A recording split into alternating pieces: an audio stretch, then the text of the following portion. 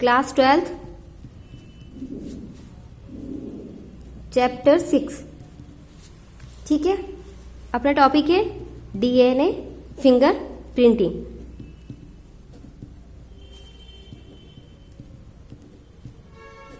ठीक है, DNA finger printing वो तकनीक होती है जिसके द्वारा हम क्या कर सकते हैं, किसी व्यक्ति की पहचान कर सकते हैं। किसके द्वारा? डीएनए तकनीक के द्वारा, डीएनए फिंगर प्रिंटिंग के द्वारा। बहुत जैसे अपराधी वगैरह जो रहते हैं, दूसरे जो एक दूसरे से बिछड़ जाते हैं, उन सभी की पहचान हम डीएनए फिंगर प्रिंटिंग के द्वारा कर सकते हैं। किसी विशिष्ट, इसके डीएनए में एक विशिष्टता के आधार पर क्या कर सकते हैं, डीएनए की जो विशिष्टता रहती है, डीएनए की विशिष्टता के आधार पर हम क्या कर सकते हैं, व्यक्ति की पहचान कर सकते हैं। ठीक है, अब प्रत्येक व्यक्ति में क्या होता है, विशिष्ट प्रकार का डीएनए पाया जाता है। प्रत्येक व्यक्ति में डीएनए जो रहता है वो किस टाइप का रहता है, विशिष्ट प्रकार का रहता है। और इसमें जो न्यूक्लियोटाइड्स की संख्या, जो न्यूक्लियोटाइड्स का जो क्रम रहता है, न्यूक्लियोटाइड्स मतलब एडेनिन, थाइमिन, साइटोसिन और ग्वानिन, इनका जो क्रम रहता है वो कैसा रहता है, निश्चित रहता है। इनका क्रम कैसा रहेगा, निश्चित रहेगा। प्रत्येक डीएनए में क्या होगा, प्रत्येक व्यक्ति में क्या होता है कि जो डीएनए रहता है वो कैसा रहता है, विशिष्ट रहता है। और इसमें न्यूक्लियोटाइड्स की संख्या जो रहती है वो कैसी रहती है, उनका जो क्रम रहता है वो कैसा रहता है, निश्चित रहता है। ठीक है, और एक व्यक्ति के शरीर में पाई जाने वाली समस्त कोशिकाओं में, मतलब अगर एक व्यक्ति है उसकी बॉडी में समस्त कोशिका मतलब ऑल सेल्स, समस्त कोशिकाओं में क्या होगा, गुणात्मक और मात्रात्मक रूप से समान डीएनए पाया जाता है। मतलब एक व्यक्ति के शरीर में जितनी भी सेल्स है उसमें जो डीएनए है वो गुणात्मक और मात्रात्मक रूप से कैसा रहता है, इक्वल रहता है। ठीक है, समान पाया जाएगा। डीएनए में पाए जाने वाले जो क्षारकों का क्रम होता है, किसका क्रम, क्षारक का जो क्रम रहता है उसके आधार पर हम क्या कर सकते हैं, क्षारक का जो क्रम रहेगा उसकी समानता और असमानता के आधार पर, क्षारक का क्रम रहेगा उसकी समानता और अंतर के आधार पर हम क्या कर सकते हैं, किसी व्यक्ति को पहचान सकते हैं। पहली बात तो डीएनए की, हर व्यक्ति में डीएनए क्या होता है, विशिष्ट रहता है। प्रत्येक व्यक्ति में विशिष्ट प्रकार का डीएनए होता है। उसमें न्यूक्लियोटाइड्स का जो क्रम रहता है वो कैसा रहता है, निश्चित रहता है। और एक व्यक्ति के शरीर में सभी कोशिकाओं में गुणात्मक और मात्रात्मक रूप से डीएनए समान रहता है। ठीक है, और डीएनए में उपस्थित क्षारकों के क्रम के आधार पर, मतलब क्षारक समान है या असमान है, उसके आधार पर किसी भी व्यक्ति की पहचान की जा सकती है।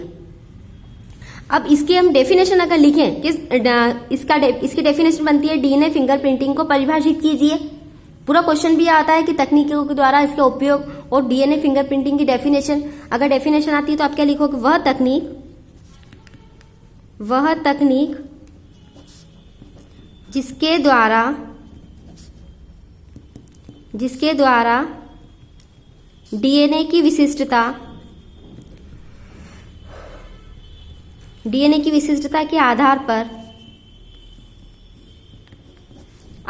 पर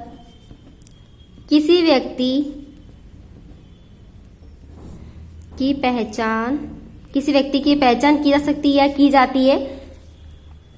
जाती है। क्या कहलाता है, डीएनए फिंगर प्रिंटिंग कहलाता है। वह तकनीक जिसके द्वारा क्या कर सकते हैं, जिसके द्वारा डीएनए की विशिष्टता के आधार पर किसी व्यक्ति की पहचान की जा सकती है, डीएनए फिंगर प्रिंटिंग कहलाता है।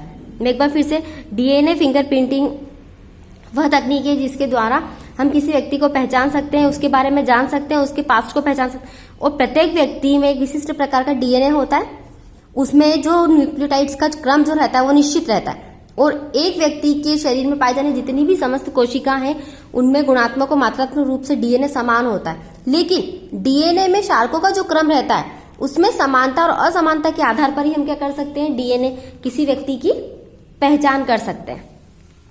ठीक है, इसके अलावा ये हो गया डीएनए फिंगर प्रिंटिंग। इसके बाद अगर हम इसकी बात करें तो डीएनए फिंगर प्रिंटिंग की विधि, मतलब किस टाइप से, किस विधि के द्वारा हम क्या कर सकते हैं, किसी व्यक्ति को पहचान सकते हैं, और प्रयोगशाला में कैसे इसके द्वारा हम किसी व्यक्ति के बारे में जान सकते हैं। तो सबसे पहले हम क्या करते हैं, वांछित सैंपल, इसकी विधि जो रहती है, विधि के सबसे पहली मेथड होती है, सबसे पहला तरीका होता है कि इस तकनीक में जो व्यक्ति होता है उसके डीएनए सैंपल प्राप्त करते हैं। डीएनए सैंपल क्या हो सकता है, डीएनए सैंपल कुछ भी, रक्त से तैयार किया जा सकता है, वीर्य से, अस्थि मज्जा से आदि से डीएनए का सैंपल लिया जाता है। इस कार्य के लिए सिर्फ थोड़ी सी मात्रा अब सैंपल कौन सा होना चाहिए व्यक्ति का, रक्त भी हो सकता है, वीर्य भी, है ना, अस्थि मज्जा से, किसी से भी हम क्या कर सकते हैं, डीएनए की थोड़ी सी, तो मतलब रक्त की सैंपल के तौर पर किसी भी चीज में से थोड़ी सी मात्रा, और डीएनए इस कार्य हेतु डीएनए की अल्प मात्रा की आवश्यकता होती है, बिल्कुल अल्प मात्रा की इसकी आवश्यकता होती है, बिल्कुल थोड़ी सी मात्रा की आवश्यकता होती है। ऐसा नहीं कि बहुत सारी चीजों की आवश्यकता, ऐसा नहीं, थोड़ी सी मात्रा की आवश्यकता होती है। उसके बाद डीएनए सैंपल को रेस्ट्रिक्शन एंडोन्यूक्लियस एंजाइम से क्रिया करा के, किससे वो क्रिया कराते हैं, कौन से एंजाइम से, रेस्ट्रिक्शंस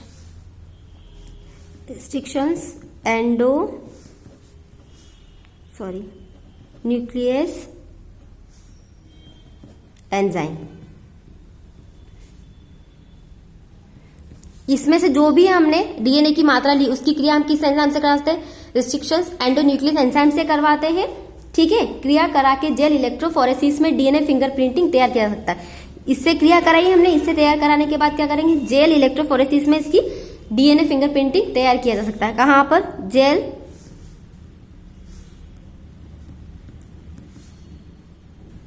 इलेक्ट्रो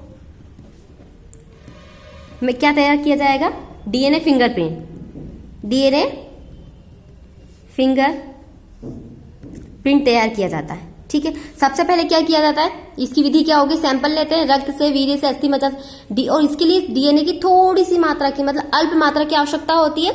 और जो हमने मात्रा ली, सैंपल जो लिया, उसकी क्रिया हम किससे कराते हैं, रेस्ट्रिक्शंस एंडोन्यूक्लियस एंजाइम से कराते हैं, और उसके बाद उसे जेल इलेक्ट्रोफोरेसिस में डीएनए फिंगरप्रिंटिंग तैयार किया जाता है। ठीक है, उसके बाद जेल से प्राप्त डीएनए को अब नाइट्रोसेल्यूलोज फिल्टर मेम्ब्रेन में स्थानांतरित किया जाता है। किस में किया जाता है, जो डीएनए फिंगरप्रिंट तैयार किया है जेल से, उसको अब किस में हम स्थानांतरित करेंगे, नाइट्रोसेल्यूलोज फिल्टर मेम्ब्रेन में, नाइट्रोसेल्यूलोज फिल्टर मेम्ब्रेन में स्थानांतरित कर देते, उसमें स्थानांतरित कर देते। ठीक है, इस फिल्टर को अब क्या करते हैं, 80 डिग्री सेल्सियस पर ओवन में रखा जाता है, और यहां पर फिल्टर पेपर पर डीएनए प्रोब बन जाता है। कितने डिग्री स्थानांतरित करने के बाद इस फिल्टर को क्या करते हैं, 80 डिग्री सेल्सियस पर ओवन में रखा जाता है। ठीक है, इतने टेम्परेचर पर किस में रखेंगे, ओवन में रखते हैं। यहां पर क्या होता है कि ओवन में रखने के बाद डीएनए का प्रोब बन जाता है, मतलब फिल्टर पेपर पर जो फिल्टर मेम्ब्रेन था ना, फिल्टर पेपर, उस पर क्या हो जाता है, इसका प्रोब तैयार हो जाता है, प्रोब बन जाता है। डीएनए प्रोब को धोने के पश्चात ऑटो रेडियोग्राफी द्वारा उसका विश्लेषण किया जाता है। किसके बाद किया जाएगा उसका विश्लेषण, ऑटो रेडियोग्राफी के द्वारा उसका विश्लेषण किया जाता है। ठीक है, सबसे पहले सैंपल तैयार किया जाता है, उसके बाद उसको रेस्ट्रिक्शन एंडोन्यूक्लियस एंजाइम से क्रिया कराई जाती है। क्रिया कराने के बाद उसको जेल इलेक्ट्रोफोरेसिस डीएनए फिंगरप्रिंट तैयार किया जाता है, और जो प्रिंट तैयार करते हैं, जो जेल प्राप्त करते हैं, उसको किससे, नाइट्रोसेल्यूलोज फिल्टर मेम्ब्रेन में स्थानांतरित, उसमें ट्रांसफर कर दिया जाता है, और वहां पर 80 डिग्री सेल्सियस पर ओवन में रखते हैं, जहां पर फिल्टर पेपर पर क्या होता है, प्रोब बन जाता है। ठीक है, और प्रोबो इनको धोने के बाद क्या करते हैं, इसको ऑटो रेडियोग्राफी द्वारा उसका विश्लेषण किया। किसके द्वारा, ऑटो रेडियोग्राफी के द्वारा इसका विश्लेषण किया जाता है। ये इसकी क्या हो गई, विधि हो गई। ठीक है, इसका विश्लेषण करने के बाद अगर डीएनए बैंड को शक के दायरे में आए व्यक्ति की फिंगरप्रिंट से मिलाया जाता है और वो मिल जाता है, दोनों फिंगरप्रिंट्स बैंड्स एक साथ समान होते हैं, तो ये निष्कर्ष निकालता है कि व्यक्ति कौन सा है, अपराधी है। ठीक है, अगर क्या करते हैं, उसके लेने के बाद अगर दोनों फिंगरप्रिंट्स क्या होते हैं, मैच कर जाते हैं, तो क्या होता है, क्या निष्कर्ष निकलता है, विश्लेषण किया तो क्या निष्कर्ष निकलेगा कि जो व्यक्ति है वो अपराधी है, जिस पर शक किया जा सकता है। ठीक है, और असमानता होती है तो उसे अनिर्दोष, मतलब वो अपराधी नहीं है, निर्दोष समझ के उसको छोड़ दिया जाता है। ठीक है, अब बात आती है डीएनए फिंगरप्रिंट की उपयोग की।